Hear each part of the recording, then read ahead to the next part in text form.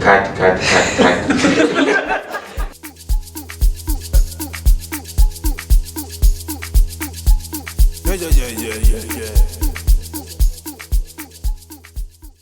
Welcome to our accountability conversation show, where we bring our leaders closer to share accountability. So today I'm being joined by Cllr Skhu and Stewie. Can you please introduce yourself? Good day, everyone. I am Cllr Moyo, Councillor for Ward 17, Bulawayo. Hi guys, how are you? I'm Stewie la Savage, an artist from Bulawayo, Pumula South of Bulawayo. Oh, okay. So to you, Ma'am Skhu, what do you think about sharing accountability? To me, sharing accountability, I think I'll be working together with the youth and everybody in the community in the development of the ward. Like I would say, in my ward, almost everything that I do with the youth. I have a youth desk in my office where whenever everything is coming into the ward, they are the first people to get the information. We share the information and we plan together. So for all the developments or all the projects that we do, I'll be working with the youth first. I think being included in decision-making programs as youth, as artists, as young change makers, I think, yeah.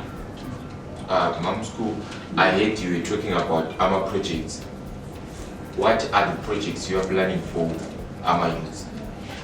At first, with the 3% retention for the ward, the youth decided that they want to have a football ground and a netball ground in Robertson. So that was our first priority, and we are working on it. It's on progress. I think I can put it's at 70% complete now. It's the project that was decided by the youth. That was the priority that we took as a community. We were all stakeholders, and we decided to promote their project first. Okay. So, Corona, we know right now, CC is cutting its OT.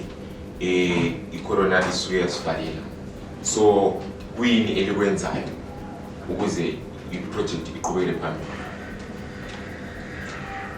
Esikwenzayo lokho sizama ukuphusha iBulawayo City Council ibike angani slower down to some of the projects sebese prioritize ama issues of water, lama issues of ambulances, of health of the people of Bulawayo. So ama other projects were set aside, but last week I consulted them. They'll be finishing up the project because some of the things are easing up.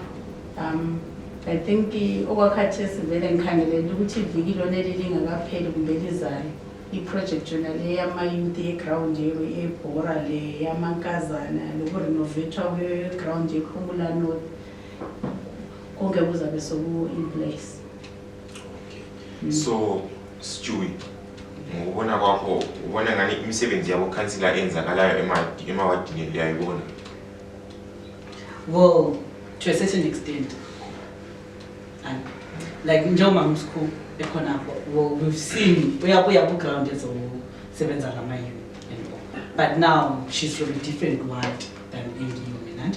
From iwadi to yes, councillor ules khathi zokuba khona ules khathi zongabi khona. So I wouldn't say imisebenzi yakhe iyenzakala fully, no.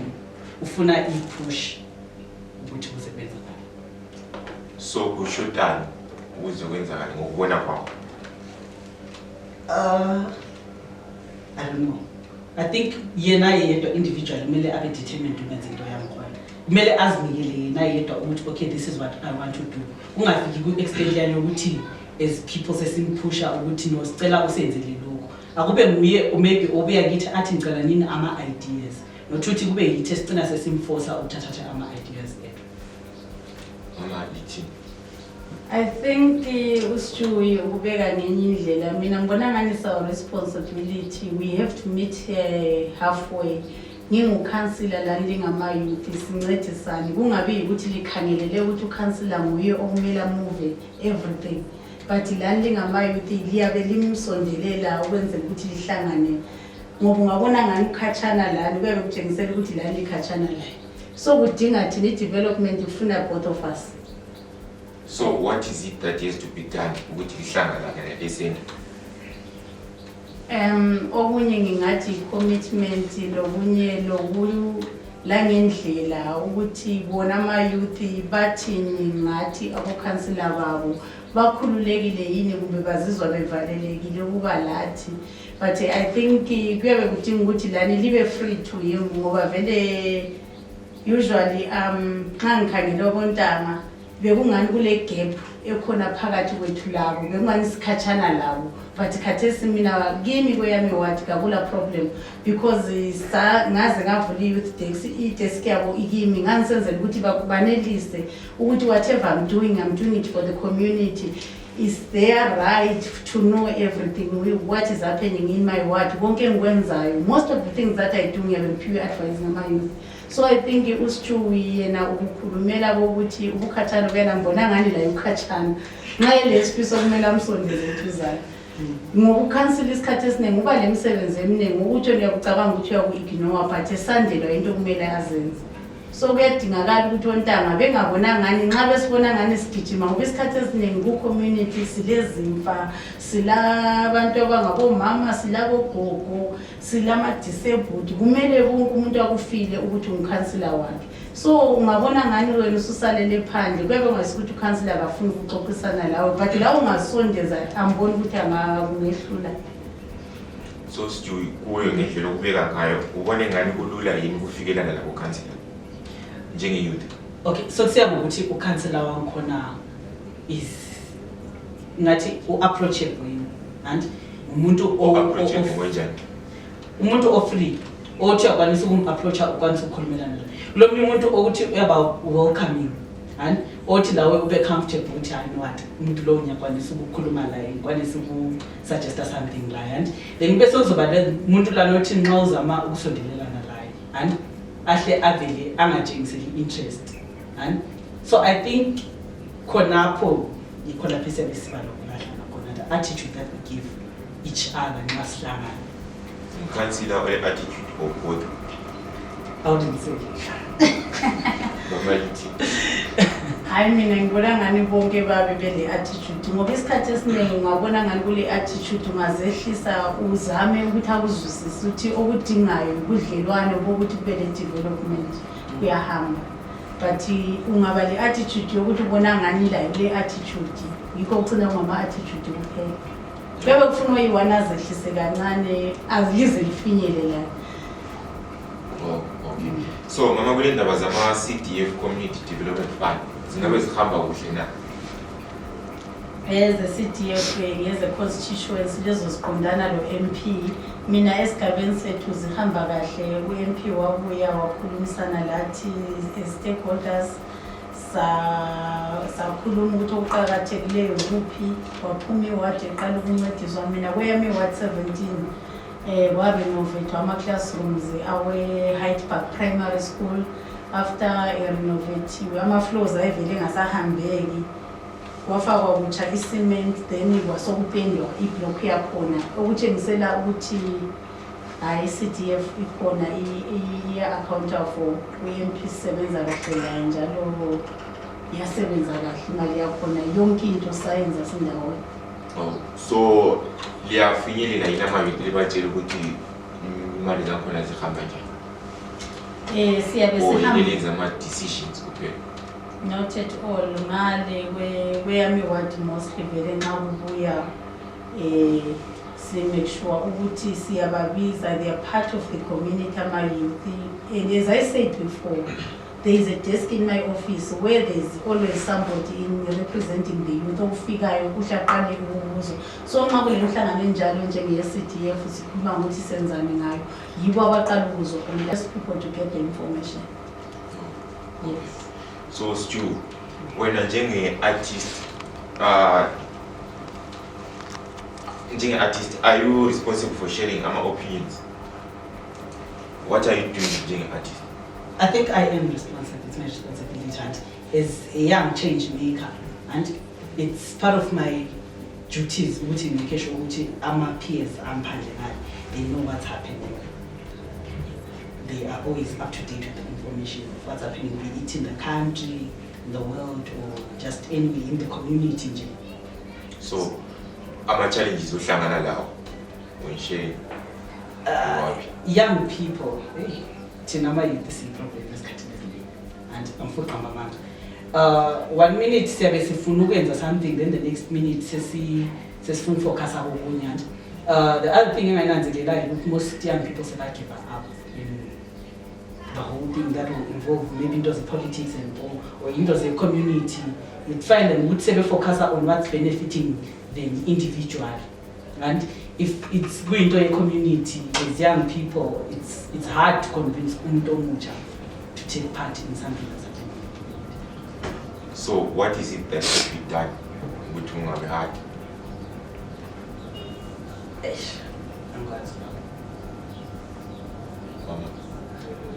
I think we still need to engage amayithi njengoba ekhuluma nje sijuli esiningi ungazubatshele abanye bayadedela emuva because I think okunye sebediniwe babona ngani babe besetshenziswa but at the same time izinto ze-community ngezempilo yabo sebefisa into elemali phakathi batholisa something to ukuthi la wethe ngaqeda laphana anelise maybe kuyathenga i-shaving stick kumbe laye anelise ukuthi athenge irolone yakhe ngoba amayouth la ngabantu asebekhulile abanye 30 wabesethethe selomfazi sele girlfriend so ukuthi ukumbizela izinto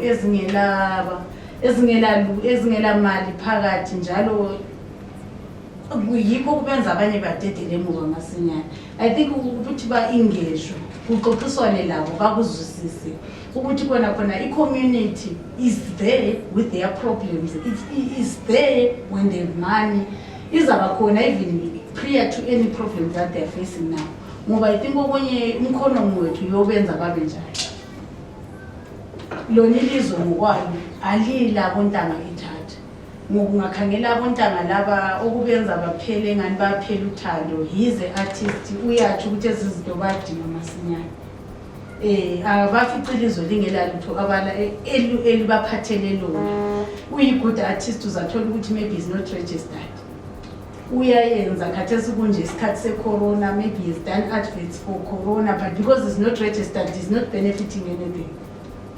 Aluba bathola ukuthi bakhushinwe as artist abasakhulayo bona labo abangakabi registered bancediswe kube le office maybe Ministry of Youth ibona ukuthi yaba-register konke yabancedisa to what they want because we have put sila ama-good artist abantu abangobodlala they are doing a good job ku-community bayazama ukuthi abantu babe aware nge-corona ababekwazi ukuthi kwenzakalani they pass ama-messages awe-GBV ukuthi abantu akumelanga baxabane ezindlini but it would be just to be heard bona bengatholi lutho. So I think it's right ukuthi maybe i-government yethu kumele ihlale phansi ukukhangelisise ukuthi ibabeka ngaphi bengabontanga ngoba umuntu nose-identifyele ukuthi talent ulayo as I speak uStewie I think kulezinto eziphuma kubo-ZBC on radio ama-visuals uyayenza maybe on Facebook or everywhere kuyaphuma but uyabengela anything embuyelayo for i-life yakhe yanamuhla ukuthi uzalala edleni egqokile. You understand? Namayouth nxa kungela nto impacta to ukuthi athole into ayibonayo uyaphangisa ukugive up. So one last question is we are closing the show. How can young people complement your efforts in development plans you have in your community?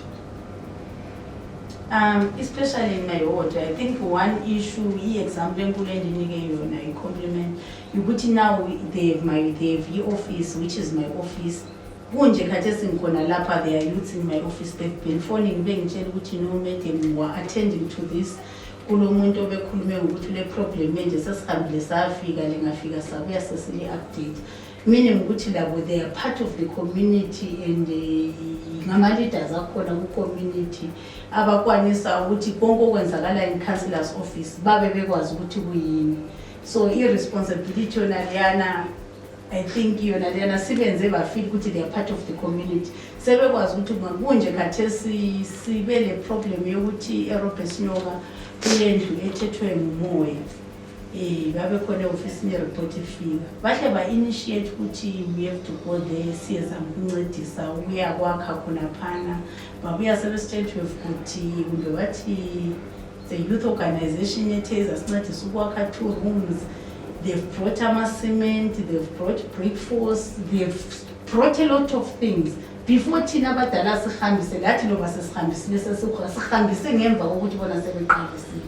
Ukuthi so on Wednesday we're starting to build that. Yibo futhi abaspearhead that. It's a community project which is being run by the youth together with us. So vele impact yama youth, if you give them the space and give them the opportunity, they know ukuthi they are part of the leadership, they are part of the deciders in the community. Babe very comfortable, like Stewie uthe ubanike that ukuthi bazwisise bebona ngani uba accept ukuthi ba ukubeke njani isijulu ukuthi welcoming smile. Welcoming smile. I think mina in my award I gave them a welcoming smile. We are working well. I don't even think lingahlangana nalo any of the youths in my community angakhuluma ngokuthi kulobunzima ukuthi azwe information kumbe nxa kuzaba le anything i-council there's an advert ekhona kumbe kulani okukhona bonke I keep them informed ngoba babe bekhona in the same office that I am. So Stewie, when all as we are closing the show to motivate our youths. I think thina njengamayouth kumele sizifakele umlando ukuthi sisukume sibone ukwenzakalani kuma communities ethu, because if we wait for them sebengathi bayabuya bezosilanda bezostela information but sometimes ababuyi. So if we want things done and kumele thina sizisukumele sizinike i-target yokuthi let's be the ones ukuthi push these projects, let's be the ones ukuthi sibalande understand ukuthi kwenzakalani kibo around them, because lathi nxa singathula then yonke into izaqhubeka. Okay, so this is how we close the show. Asizinathele itiye kuphela. Likuthole ulilindile